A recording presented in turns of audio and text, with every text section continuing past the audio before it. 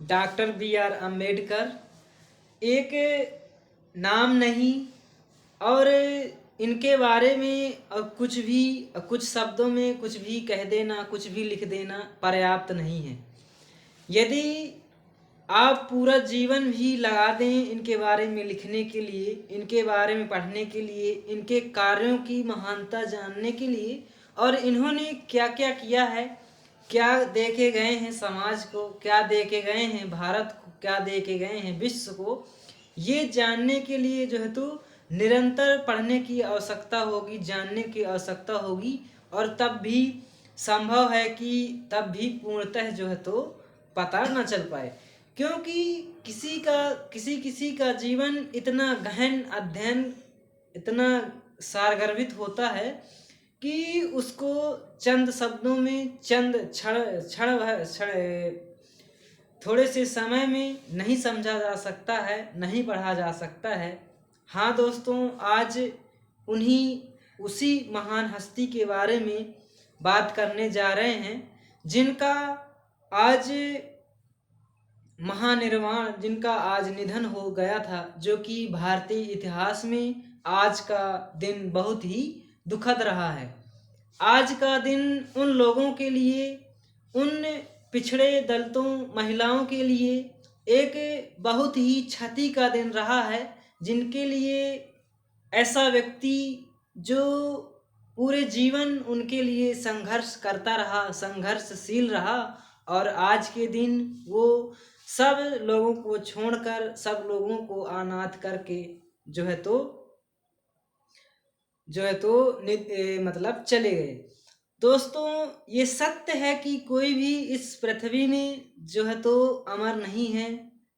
और निश्चित ही उसका एक अंत समय आता है। लेकिन दोस्तों, अंत तो आता है, लेकिन ऐसे व्यक्तियों का निधन, ऐसी महान हस्तियों का निधन निश्चित ही पूरे विश्व को, पूरे भारतीय समाज को, और जिनके लिए विशेषता है, इन्होंने पूरा जीवन लगा दिया, उनको निश्चित ही जो है तो गहरी क्षति पहुंचाता है। बाबा साहब भीमराव अंबेडकर भारतीय रत्न,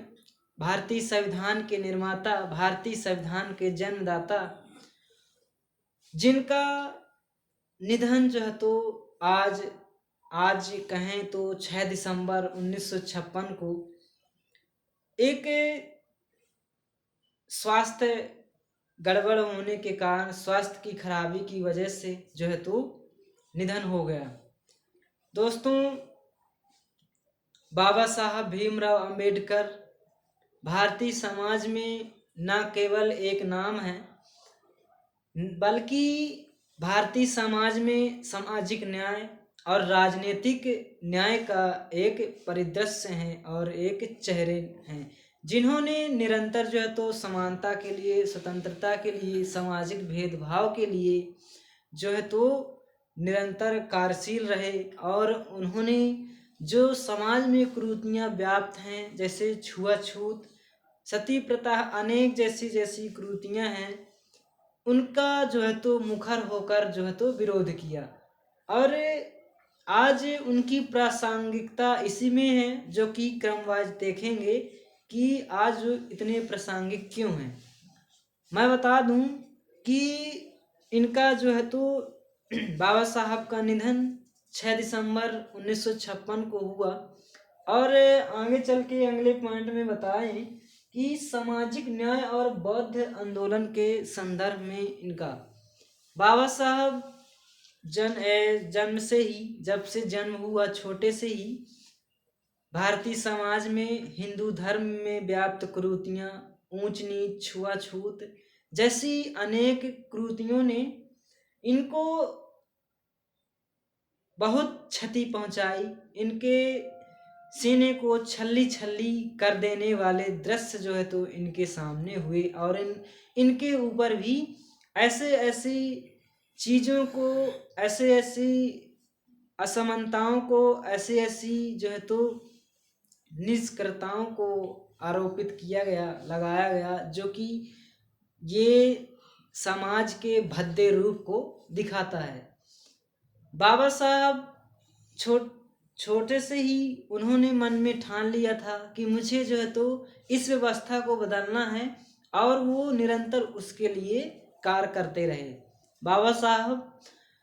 निरंतर पढ़ाई करते रहे और उन्होंने 32 डिग्रियां प्राप्त की, जो कि भारतीय इतिहास में आज तक कोई भी व्यक्ति जो है तो इतना पढ़ा लिखा नहीं हो पाया है, और संभवतः कहा भी जा सकता है कि भविष्य में भी ऐसा कोई शायद ही उत्पन्न हो या कि मिल सकता है। ऐसे व्यक्ति पढ़ते रहे निरंतर समाज के लिए, सामाजिक उत्थान के लिए, दलितों के लिए, पिछड़ों के लिए, महिलाओं के लिए, और यूं कहें तो सभी समाज के लिए, अल्पसंख्यकों के लिए, किसी भी संख्या में हो, चाहे धार्मिक दृष्टि से, भाषाई दृष्टि से, और विश्व में चाहे मानवाधिकार के लिए हो, उन निरंतर प्रयासरत रहे और कार्य करते रहे। धीरे धीरे वो उस मुकाम पर पहुंचे जब उनका जो है तो निर्वाचन जो है तो भारतीय संविधान के लिए निर्माण के लिए प्रारूप समिति के अध्यक्ष के रूप में हुआ। इससे पहले या इसके बाद में बाबा साहब हिंदू धर्म से इतने प्रताड़ित हो चुके थे और देख रहे थे, तो